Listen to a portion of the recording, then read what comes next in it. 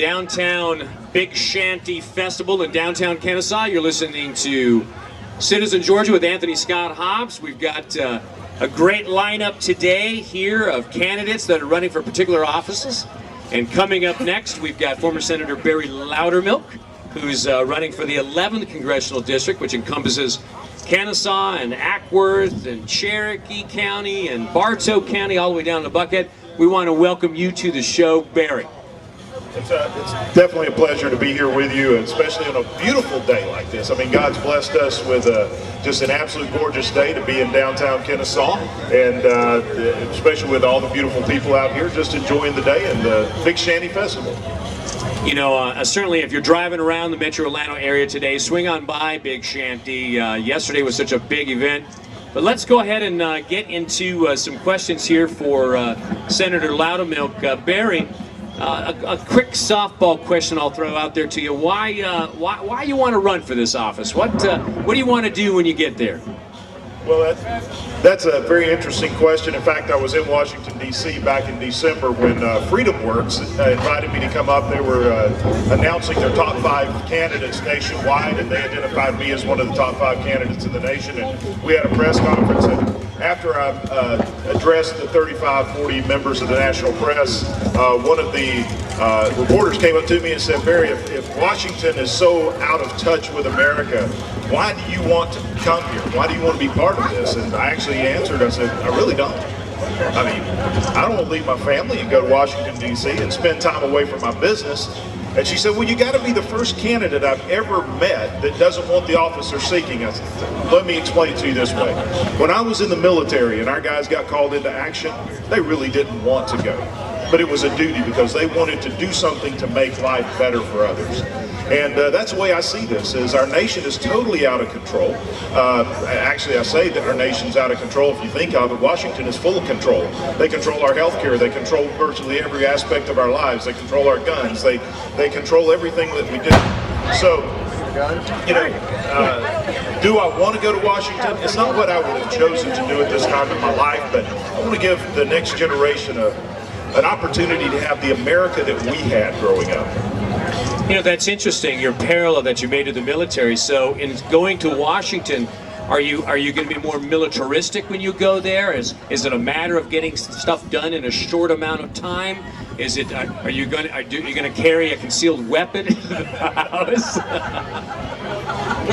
Well, you know, I believe we have a very short amount of time to make significant changes in America, or we're going to be to a point that's going to be very difficult to turn things around. So we do have to take very decisive action. We have to do it in a right way, in a positive way, but we do have to have the courage to stand for those things that are right, for those things that are pure, those things, the vision of our founding fathers, which was a federal government that was really so small and limited in power that you and I, as the average citizen, tended to forget it even existed. You know, here's I got to share from a personal side of things, and I hope our listeners will get a little motivated to get involved in the context of things. You know, are you going to be another one of these guys, if elected, that goes up there? You know, I look at the current congressman up there serving this district right now. Are you going to go up there? Are you going to vote for cash for clunkers? Are you going to vote to raise the debt ceiling? Are you going to continue to spend us into a 19 trillion, keep that going up to 20 or 30 million or 30 trillion? Are you going to be one of those types of candidates that do that? No, I am not. And in fact, if I am, I think that there's a group of folks that are around me here today that'll be very quickly to pull me back home, I mean. As I said earlier, the only reason I'm doing this is I believe that our children and grandchildren deserve better than what we're passing on to them. We cannot continue in the path that we're going, and we have to make drastic, significant changes in Washington, D.C. My daughter is one of the reasons I'm running for Congress. When I got the call that our current congressman was not going to seek re-election, he was running for another office, I sat down with the family. I said, this is one of the most conservative districts in the entire United States. We need to find this type of candidate, one who has a record of standing strong. stand for his principles and his beliefs and put that ahead of everything else. And as we continued to go on, my daughter said, "Dad, that's you. I need you to go." And so in reality, we don't have a whole lot of time to waste. We can't continue to capitulate on these critical items that threaten the very liberty and the financial security of our citizens. You know, obviously there's, what, 5, 6 good candidates, 5 candidates running. But I would really define the 2 conservative candidates running in this race for this conservative Republican district as Bob Barr as well as yourself. I'm Bob Barr right now. What would you say to me as why you are the better candidate in running for this position?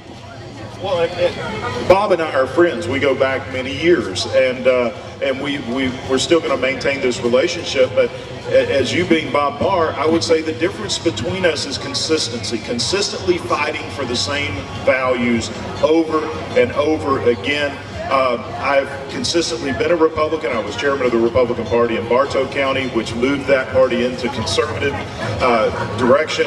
I have always run as a Republican on the Republican platform. I have never left the party, and I have stayed very consistent on the ideas and the principles and those people that I support.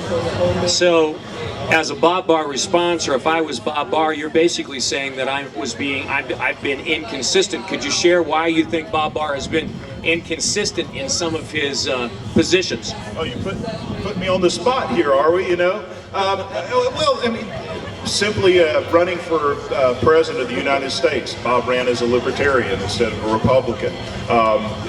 Being back and forth on different issues, including the Defense of Marriage Act, which he really pushed when he was a congressman, and then he's fought against ever since then. His stance on the legalization of drugs has changed back and forth over the time. And I guess the biggest thing was his testimony in support of the endorsement of Eric Holder as Attorney General. I think was one of those issues that I think is highly inconsistent. You know, let's move on to the issue of taxes. When you were a state representative or a state senator, were there any taxes that you were an advocate of?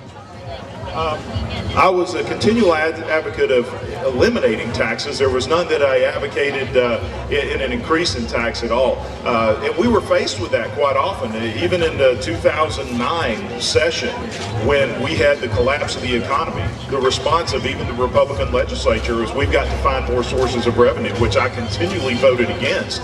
Where I was, we're conservatives. We manage ourselves through this. Why should we be any different than any other citizen who's walking the streets out here? They don't have the power of the force of government, the power of law, to force someone else to give them money when they have to cut their budget. We should have to manage ourselves, because in reality the government works for the people. It shouldn't put itself in a position above. And so I consistently voted against all of these tax increases that were proposed. It's my understanding that you're an advocate for the internet sales tax, though. Isn't that correct? No, absolutely not. I fought against the internet sales tax. There are some out there that accuse me of being for it. The only time that that ever came up is with an overall tax package that we had that reduced it actually eliminated the ad valorem tax on automobiles. Let me explain how important getting rid of an ad valorem tax is. The ad valorem tax is the most egregious tax that government can put upon you, because it taxes you simply for owning something you've already paid tax on. A good example was a gentleman called me my first year in the state senate. He was being evicted from his home, his family home that had been in his family for over 100 years. The property had been paid off. He was a Vietnam veteran. He was invalid, and he was living off of Social Security. All the money coming in was going to pay for his wife's health care. He was being evicted because he hadn't paid property taxes on property that he owned.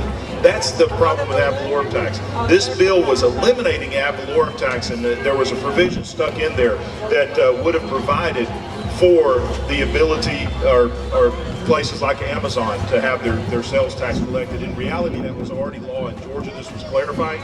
Very tough call. That was one of the toughest calls that I ever had to make, but you all weigh those. What is the overall benefit? It benefited the citizens of Georgia more to eliminate an ad valorem tax. I thank you for that. If you're just tuning in, you're listening to Anthony Scott Hobbs' Citizen Georgia live and on fire in downtown Kennesaw, speaking with former Senator Barry Loudermilk, who's running for the 11th Congressional District. Let me ask you this, kind of on that same note of the internet. In the course of in less than a year now, the United States is pretty much giving up the right to manage the internet from an international perspective. What's your position on that? I think that's a grave mistake on behalf of the government to take that route. I'm in the IT services business. I've had a small business for 20 years. And